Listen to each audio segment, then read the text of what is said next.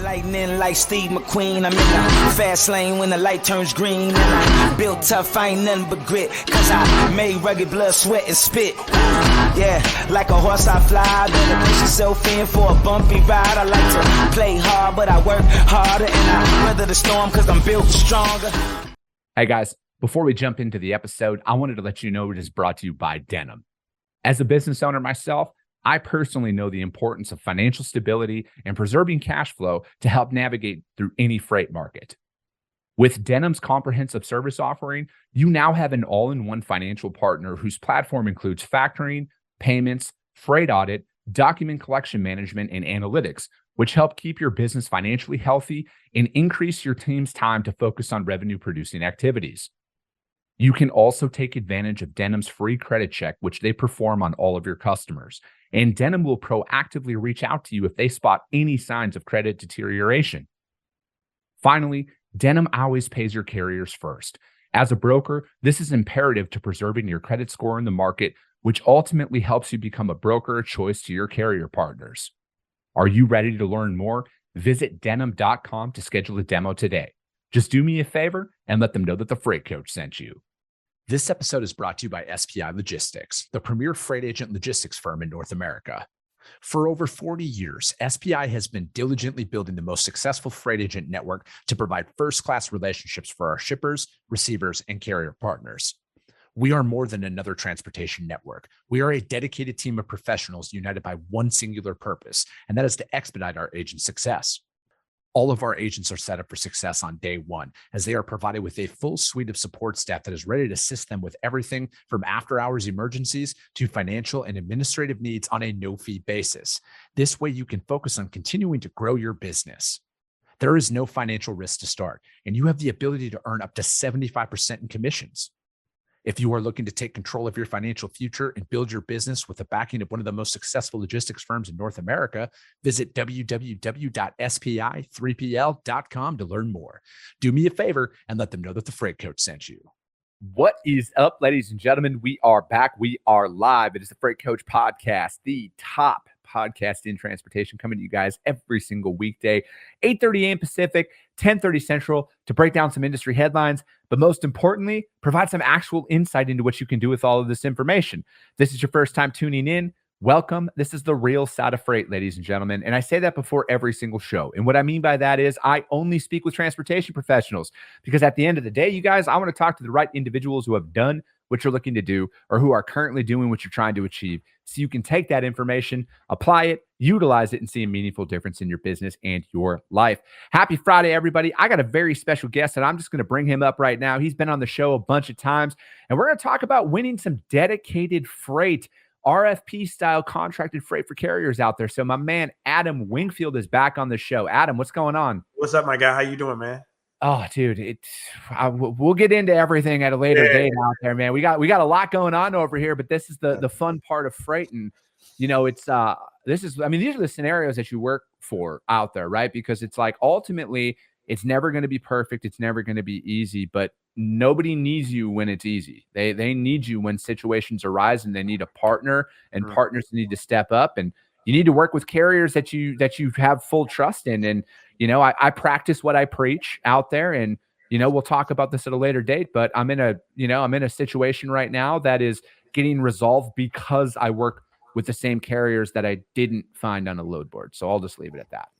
That's what we talked about this morning, right before we got on here, man. The best freight doesn't find the load boards, and the best relationships are not made on load boards, man. You got to get in there and you got to do the work. And that's one of the things that, from a small carrier perspective, that's what would truly differentiate you. And I think a lot of them have those issues in the beginning, but we'll get into all of that here in a second. Yeah, man. So, dude, what's been going on in the carrier world? It's I really don't pay attention to too many headlines out there, because, you know, it's always all these companies are going out of business, and, you know, all these MCs or whatever, yada yada yada. That doesn't help my business at all. Ultimately, you know, I have to go out there and build a company. So like what's going on out there though, from your perspective? So it's a lot of mixed information, you know, obviously what you'll see a lot of data out there that kind of points to the carrier revocations, which you're talking about. Hey, we see a large net negative, which is meaning that we have more carriers exiting the market than we have entering the market. And then you have economical, constringents that's there as well. Just a few days ago, we hit a 2-year low in the price of diesel fuel. So obviously it's a little cheaper to move a truck up and down the highway. But then yesterday, the lumber futures came out and indicated that, hey, lumber is at a low as well, which indicates what the housing market looks like. And the housing market is a direct reflection of what the freight market looks like as well. So there's a lot of noise that are coming out there. And then you got your final data that says, hey, you know what? Demand is at an all-time high on the West Coast ports. So we're seeing much, much more import and export activity on the West Coast side. So there's a lot of news and a lot of things that's kind of swirling around, but truly there's no true crystal ball when it comes down to it. As you know that in freight, there's so many dynamics that join into it. You got to really control what you can control, but there's a lot going on right now. Yeah, I think there's always a lot going on, to be honest with you, man. I think that there's always an opportunity if you want to find one. Absolutely.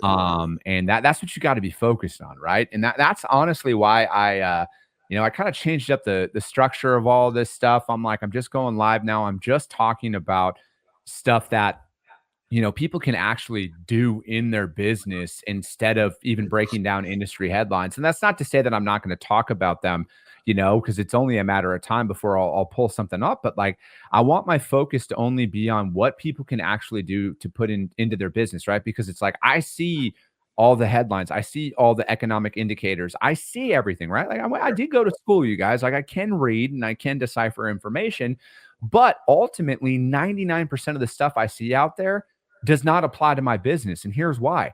I need customers, right? I need freight. I need revenue in my business. I can't look at anything and deter me from doing what I need to do. And that's business development, man. I need to cold call. I need to do site visits. I need to send sales emails.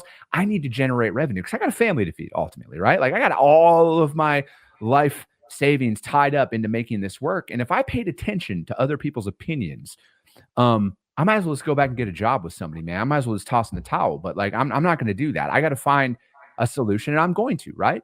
And so it's that's why it's I want to talk to the practicalities of this stuff. What are you applying in your business today that's working? What's not working? So we can go and actually put information out there that small carrier or that broker can do to get revenue, because I would say overwhelming 99% of this industry is in the same boat that I am. We need revenue. We need business, and that's what we need to focus on. No, that's absolutely correct. And you talked about controlling what you can control. And when it comes from a small carrier perspective, a lot of times small carriers and owner operators, they get caught up in all of the things that are swirling around. They get caught up in the narratives. They get caught up in the things that they can't control. Well, let's talk about some controllable things. And that's the reason why we got together today to talk about how can a small carrier go out there and start looking at other opportunities and keeping their truck full instead of just using the load boards and these apps that are making it very, very convenient for them. Let's go back to the old mom and pops way of putting business in behind a truck and putting some direct freight behind it. Because I'll be honest with you, Chris, this year and over just the last couple of months, I've seen more shippers soliciting small carriers. I've seen more shippers handing out RFP packets to small carriers, but as small carriers that I have, that I see, they're not really prepared for that. They don't know what they need in order to position themselves correctly. And that's the reason why it's so important that we have these type of conversations and we just outline those things that they can control. So I really want to just kind of talk about the things that a small carrier can do to position themselves from direct freight. How do you get prepared for that? And that's the reason why we're here today. And that's what we want to talk about. No, I'm right there with you, man, because it is a big shift, right? Because when you go from a spot market style of relationship where it's oh, hey, you're getting one load here and one load there, it's a very different approach to, hey, you got 4 of these a day every day for the foreseeable future. If you mess it up, you lose all of your business, right? It's a very different strategy and tactic out there. And from a broker's perspective, this is ultimately why I preach the core carrier base so much. Right. Because it's there's only 2 of us inside of my brokerage. It's me and my co-founder. We're going to probably move 75 loads this month, man. It's just the 2 of us. Right. How are we doing that? With the same group of carriers who are coming in time and time again, same lanes, same stuff. We built the system around it, right? Because you can build a system around anything, and this is ultimately this is just something that I always struggled with because I'm more of a shoot from the hip kind of guy and I'll figure it out. But the longer and longer I get into the world of unknown of, entrepreneurship and everything, I realize that there's a system for everything. You got to build that system. You got to follow that system in that process. So it's like, as you're going out there and, cause I've had a couple of large enterprise shippers come on this show for shipper Q&A. Cause that's one thing that I'm implementing on a monthly basis now, where one Friday a month, I'm going to have a shipper come on the show and answer sales and operations questions from a shipper's perspective for the audience, not Chris's perspective, nothing like that. It's going to be a shipper. And these guys, both of them are like the enterprise of enterprise level shippers that came on the show. And I asked them that because I know I have a lot of drivers who watch this show. So I asked them, I'm like, hey, from your perspective, what could an owner operator or a small fleet do to get set up with somebody like you? And they both said the exact same thing. They're like, listen, we look at volume only for a lot of our providers. We have our KPIs that we have to follow. And 1 or 2 trucks doesn't necessarily move the needle for us. But 1 or 2 trucks works great for the company down the street who has 7 loads a week on the exact same lane, where you could drop and hook or whatever, go back and forth on them for those lanes. Those are the style of shippers that you guys need to go in and plug your fleet into. Because they're like, I move 500 loads a day out of one of my facilities. That one truck might not do anything for me, but there are a lot of shippers out there. Because it's like, if you break it down, man, the minority of shippers are the enterprise level shippers. There's only a handful of manufacturers out there that can sustain at that level, but the overwhelming majority of the shippers that are out there, they need that style of relationship, man. I cold call shippers every day. I just cold called somebody yesterday. Guess what they told me? Hey, man, we've been working with the same 3 trucking companies for the last 10 years. We're not adding anybody in right now. So they have contracted freight that they're working with. So here's the thing, and I'm glad you mentioned that too, because when you talk about shippers, and when it comes from a small carrier perspective, I want to walk through the journey a little bit. Just like you said, hey, we got enterprise shippers, and those are enterprise shippers that obviously they serve the majority of the community that they serve. But as a small carrier, if I'm a small carrier and I've got less than 10 trucks, or if I got less than 5 trucks, the way I'm going to find my shippers is the very first thing is I'm going to utilize Google. I'm going to go into Google and I'm going to leverage the Google technology that's out there, the free technology to leverage Google. When I go in Google, I'm going to look at Google Earth. I'm going to type in keywords like manufacturer, distributor, and I'm going to look at my zip code. And then what I'm going to do is I'm going to go directly and I'm going to take my eyes and I'm going to put my eyes on that shipper by using the Google Earth, right? I'm going to look at them. And what I'm looking for is a couple of things. Number one, I'm looking for the number of dock doors that I can see.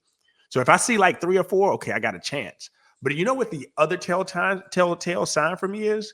If I don't see a mega carrier that's backed up to the dock in one of those images. If I see a mom and pop truck, I know I've got an opportunity. So from an investigation standpoint, and just from doing my homework, that's the first thing. But you know what, Chris? In order for me to get there, I have to be prepared. And there's a couple of things that I wanted to point out from a preparation standpoint, because I reviewed a couple of RFPs just this week for small carriers, right, to position themselves with the shipper. Make sure that you do things like simple. Get SmartWay certified, right? The EPA SmartWay, just go online. You can get certified with SmartWay. There's RFPs that I have in my box that ask specifically for it.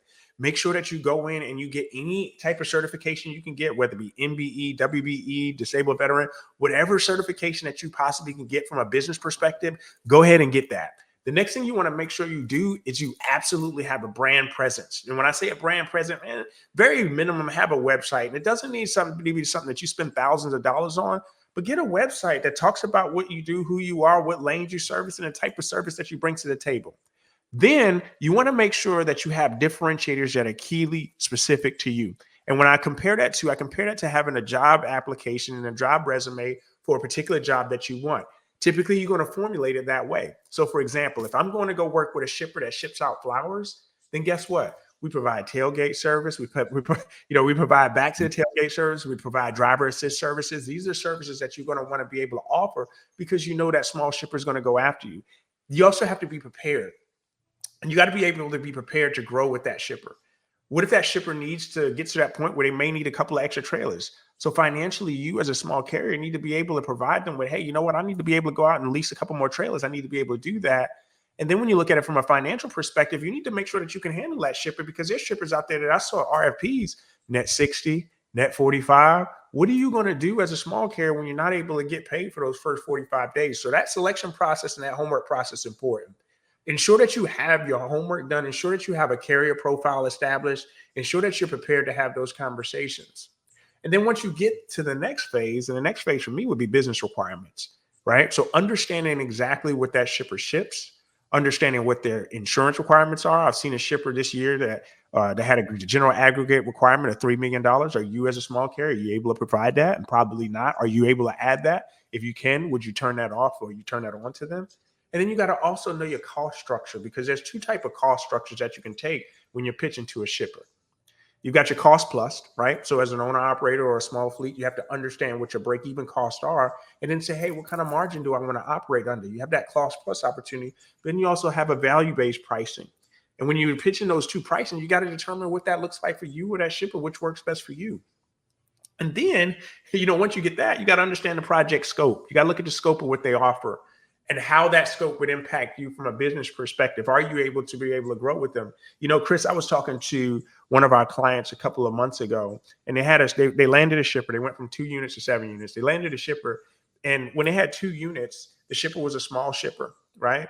But they own their trailers, and we had a partner that actually can wrap. And I was like, let's do some creative. Let's see if we can get those trailers wraps, get that shipper some initial impressions, some additional impressions as the truck's going down the highway, provide them a free advertisement, and see if that can help that shipper grow. Well, guess what? Because of the commodity that the shipper was offering, having those type of impressions going down the highway actually absolutely brought value to that shipper. And they provided that carrier with more lanes, and the carrier was able to go from 2 trailers to 7 trailers.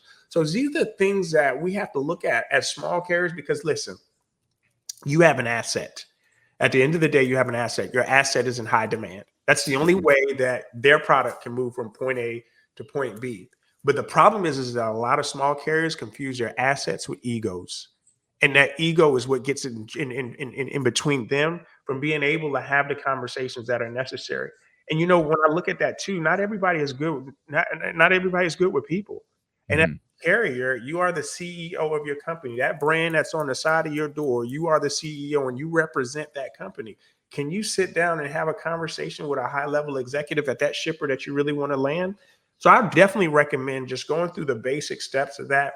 For me, from my perspective too, I've got to be able and be prepared to do a handshake deal with anybody that's around me as a shipper, because I want to be able to provide them with the ability that if there's something goes wrong, we can go meet up at Starbucks down on Main Street if we need to have sit down and hash this thing out.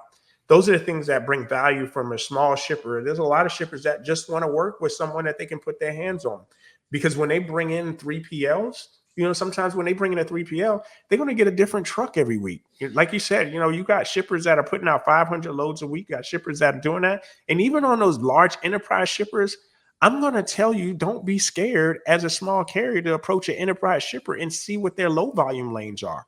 See if there's an opportunity to run those low volume stuff. Dude, man, I look at it like this, Adam. As if you're the owner of your business, man, no one's going to sell your company but you. No one's going to advocate for you but you. And and I'm a human being too, you guys. Like, I don't like rejection just as much as the next individual that's out there. I have all of those same thoughts that go through my head. But I also look at it as no one is going to sell me but me. And especially in the startup phase, right? Like I said, it's me and my business partner. I don't want any confusion out there about how large of a company people might think I have compared to what I do have. Okay. I want that to be abundantly clear. We got to do everything, right? We both got to sell. We both have to operate. We both have to do accounting. Yeah, we're very fortunate with SPI. So SPI handles all of our back office. They do all of that stuff for us, but it still requires us to double check, triple check all of our stuff. We're doing multiple roles. You're doing multiple hats. If you're building your company up, you're a 1 truck fleet, 2 truck, whatever that looks like, you have to sell for you. You have to know what you want to do, because, again, I cold call every day. Number one thing I hear, hey, we only work with trucks. I got 3 rejections this morning, Adam. What did they all say? Hey, man, we're asset only. Okay, well, if they're asset only, and these aren't small companies, why aren't more assets out there selling? That's what I want to know. Why are so many assets? Why are so many trucking companies always stuck on the load board? And I've always wondered that, because I'm like, man, because I see this comments on social media just as much as you do, Adam. Yeah. I'm always like, why don't you have direct freight then? Why don't you go direct to the shipper and cut the broker out if you hate brokers so much? And again, brokers suck for the most part, right? I'm not going to sit up here and say that brokers are great, because they're not. I know how most brokers are. But that being said, no one's going to advocate for your business, and no one's going to care about your business as much as you should. And if you have that delusion out there, hate to break it to you, ladies and gentlemen, no one gives a shit about your company failing or succeeding. No. You. No. And the thing is that, and to your point as to why more carriers are not going after the direct freight, for number one, they don't know how to, but number two, everything is a narrative.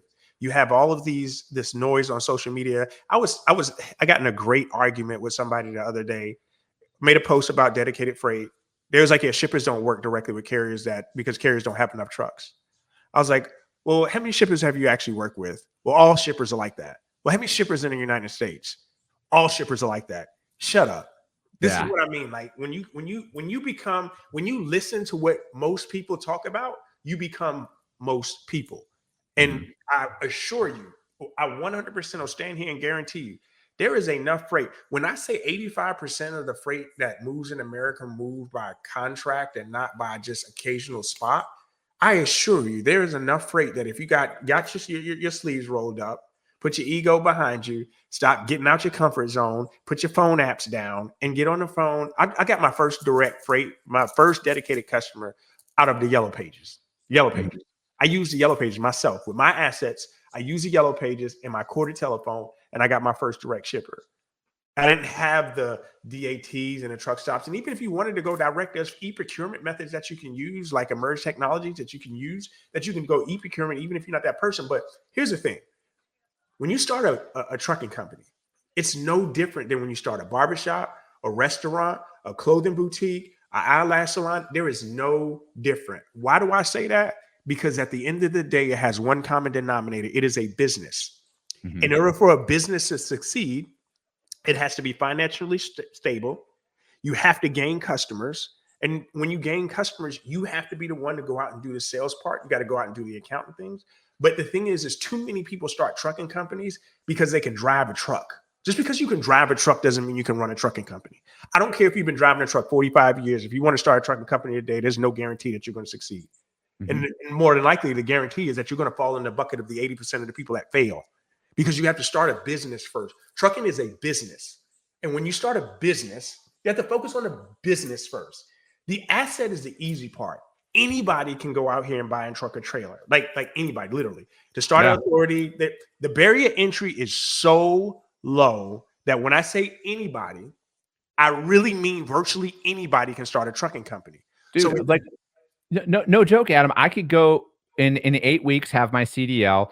I could go find financing for a truck and a trailer, and I could start a trucking company within the next 80 days max. Up and running, right? Yeah. But you know what? And the crazy thing about it is that I would put your truck up next to Schneider truck, and it gets me the exact same thing. It gives me 53 foot of space, right? But what truly differentiates me from you is what I provide. When I go back and I do my homework about my business, what do I want? I've got to beat you, Chris, right? So when I think about the trucking industry is competitive, just like any business. And my goal as an owner operator, my goal as a fleet owner is to beat your ass. That's my goal, because in competition, that is what it's about. But you know what? How am I going to beat you?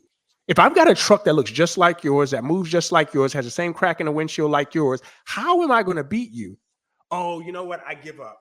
I'm just going to go on a load board. I'm just going to go bitch about brokers taking all the money. You got to understand that in competition, all is fair in love and war. And what makes people different and differentiate them is with the burning passion behind you that you can do better than somebody else, right? Whether you offer an expedited service, whether you offering white glove service, whether you offering multi-stops, you can brag about multi-stops because most people hate it. So if I got a shipper down the street that says, hey, Adam, man, you know what? We got to use our own trucks because most of the time we're moving out 18, 19 stops on a route. And then I'm thinking in my mind that why is everybody turning that down? Because that sounds like more money to me. But you got to do the things that you're not comfortable doing. You got to get outside your comfort zone. Yeah. And that's the thing, even from a business development standpoint, man, if you look at it from a competitive nature, right? Because it is, you guys, welcome to the real world. People will slit your throat out here because this is competition. As Adam said, it's all love and war, but like people got money to make, and people are going to do whatever they got to do. But if you look at it from an overall opportunities perspective, Who do you think, how many people are calling shippers and saying that we can run between Atlanta to Chicago or Atlanta and Dallas, right? How many people out there are doing that? Overwhelming majority, right? How many people are going about 100 miles outside of every major metropolitan area and focusing in on those cities from a business development standpoint? Because a lot of customers out there have a facility in, say, Atlanta, and then they got another one down in South Georgia, for example, as well, like 150 miles away. But everybody gravitates towards the big city because that's the easy part, right? And then they're all looking for one pick, one drop. And I'm lumping brokers in on this too from a business development standpoint. They all want the one pick, one drop. They all want the first come, first serve. They all want the 25,000 pounds, easy, easy, easy, easy. Easy doesn't pay well, as my man Andy Frisella says on the Real AF podcast all the time. Easy does not pay well. And if all the competitors out there are going after that, where do you think the opportunities ultimately fall down to, right? And I think that, and then again, because I'm not a sales guru or anything like that, but I've got a little bit of success under my belt from a business development standpoint, and from building a couple of businesses up here, I know a little bit about it. Like when Adam, the thing that most people are going to listen to this episode and gloss over, Adam, is the point that you said about being prepared. All right, and I put a post out about this the other day. I put a post out there. And I said, hey, guys, I made some cold calls today. Here are some direct feedback from my prospects that I got. One of them said, they stopped me and they said, you know what? I just want to thank you because you were prepared. You know what we do here. You weren't pushy. You didn't beg for anything. You had questions and you were ready and you were prepared. You weren't pushy. None of that stuff. Thank you for that.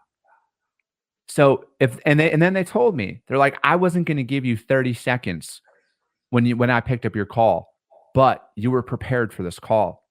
Did that lead to instant business? No, it didn't. This is going to be one that I got to follow up. We're going to actually sell it because that's what you got to do out there. But it's preparedness. And most people go in of, hey, let me bid on this. You got freight, let me bid on it. I'll do anything. I'll do everything for you. Just give me this, give me this, give me this, give me. They don't even fucking know what this person manufactures. They don't know anything about this shipper. So it's like and I think that ultimately, if it boils down to anything, if you take away anything from this call, prepare yourself prior to calling these guys. Take 30 seconds. What Adam brought up there, I wrote that down, man. I had never thought about, because I do the Google Earth thing. I like to see how many dock doors they have, but I never thought to see if they had like an enterprise or a large fleet, mega fleet in their doors. I never even thought, I'm going to start looking for that shit right now. That's right there. That's gold. That's what you need to follow, because if they only have Swift trailers in their door, chances are, I don't know if they're going to want to work with you. You might not be able to compete with that pricing right now. Not to say that you don't introduce yourself, because I'm on a mission to introduce myself to literally every shipper out there that moves full truckload freight, because that's my jam, man. That's what I like to do. So I think that, but again, I'm prepared for that stuff. I wanted to give one more thing to just what you said off of that too, from a small carrier perspective. If you're a small carrier that's on this call right now and you're listening and you're taking up all this knowledge, I hope you've taken notes, because if you're not, you're missing out. But what I will tell you is that not only you need to be prepared in terms of coming to the call with the things that you need to be prepared to come to the call with, but you need to be prepared for no. And you need to be prepared to hear no more than you hear yes. And when I say more, you need to be prepared to hear the word no 99.999999999% of the time. Because you missed a nine. I missed a 9, right? Yeah. Here's what I will do. And I will challenge anybody that's on this call that's a small carrier.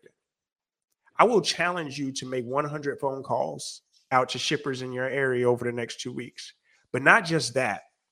My second point is that if you're a carrier on this call, and if you were on a call with me right now, and I was evaluating your business in terms of why you don't have direct freight, and I pull up your zip code, so I pull up Chris's zip code and I'm on a call with him. If I pull up his zip code and I go to a Google Earth and I start talking about the shippers in his area and they don't know who he is and he don't know who they are, get off my phone, because you're not prepared. You didn't do the work. You expected it to be easy. Get out there, and I want you to go on Google right now. I want you to get a thomasnet.com account, which is free, and I want you to compare those two. And what I want you to do is I want you to get on Google Earth. I want you to take all those zip codes that are in your area that are less than 5 miles, then 10, then 15, then 20. And if I see a truck, Chris, that goes past my window, right, and then they're pulling up to a shipper that's right around the corner from my house. And I'm not saying it literally though, but if I've got a truck that I see that's going by in my neighborhood, then guess what? We got some problems. Because why is that truck picking up my freight? Well, it's picking up my freight because I didn't do the work and making sure that the person in my area knows about me. You got to get involved with these networking events. You got to get involved with the chamber of commerce. Somebody knows somebody who knows somebody who knows somebody. And you got to be prepared to hear the word no, because all you need is one shipper. You don't need all 100 of them. But I'm going to tell you this. If you start calling shippers and you get to number 7, and then number 7 is a no, and you say, you know what, Adam, all these shippers, they want the same thing. Get off my phone because you ain't made enough phone calls and you're too afraid to hear them the word no. You belong on a load board, so you stay on a load board and leave the rest for everybody else. Let the big dogs eat. Yeah, dude. I mean, it's here. Nick says this. He's got a fleet as well. He says, be willing to eat shit every day and show up again the next day and do it all with a smile on your face. That's what winners do. And that's the truth, you guys. Like, and again, I will say this. You don't have to just jump in and make 50 calls in a day right away. Build it up, right? Because that's something that I had to do. And that's something that I still do because, again, you guys, I'm a human being too, right? When I get beat down and dejected, sometimes I scale my phone calls back. But I'm like, hey, I'm going to make 15 phone calls a day every day this week. This is what I'm going to do. I'm going to preset my calls. Like I say, I break it down by commodity. I go out there and I'll call 15 food grade shippers today. And that's what I'm going to do. I'm going to research them a little bit, find out a little bit about them, and I'm going to call them. All right. Here's what I say. Literally, this is legitimately what I say, you guys. You guys can plug and play this any way you want with any terminology. Hi, my name is Chris Jolly. I'm the founder of Freight Coach Logistics. We're a third-party freight broker that specializes in full truckload food-grade transportation. I'm just calling to introduce myself to see if there's some synergies between how we operate and what you guys might look for in a service provider. That's it. That's all I say every single time. That's my voicemail. That's my introduction line. I say that every single time. I leave a voicemail every single time. Does not matter if it's with the main operator line. It's the habit, you guys. It's the discipline of doing that. And then, you could strap a GoPro to me, bro, and I would look like a psychopath because I walk around my office and I spout that off, man. I practice my pitch every single time because you never know when someone's going to pick up the phone. And you can't go, and then you hang up right away.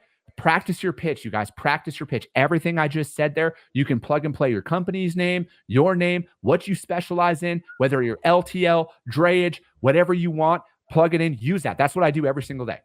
I love it as gold. It's the elevator pitch and you got to have it. But in order to do that, you got to go back to what we just talked about in the very beginning. It's that P word again. You got to be prepared. Don't get out here with an expectation. Again, put the ego to the side, put the assets to the side, and you need to focus on the win. You're in sales now. You got to take the CEO hat on and put the director of business development on hat and sell your company. Nobody cares about it the way you do. Stop listening to what these other people are saying, these negative Nancy's, these doom and gloomers, these idiots that are on social media telling you that you can't have direct freight with a small one truck because that's all you need is one truck, and every shipper is not the same. It's up to you to find a shipper that's there for you. That's it, my man. That's going to be it for today, you guys. We will be back. Leo Martinez, the best beginner course to become a freight broker. Pay attention to this show every single weekday, 8:30 a.m. Pacific. All right. We talk about freight brokerage all the time. Do not pay for a course. Anything you have, man, come on the show, ask questions. That's what this entire show is designed for. I've been doing this for 15 years. A lot of my guests who come on the show have been brokers for a very long time. They own very successful freight brokerages. This is the only spot. I got to toot my own horn, man. All right, I'm sick and tired of seeing people going out and paying for these courses from people who haven't brokered fucking freight before. But, ladies and gentlemen, we will be back on Mondays, 8:30 a.m. Pacific, 10:30 Central. As always, if you guys got value in what you heard, subscribe to the show, ladies and gentlemen. Share it out there because if you see value, your network's going to see value as well. I appreciate you guys. I love you guys, and we'll be talking to you soon.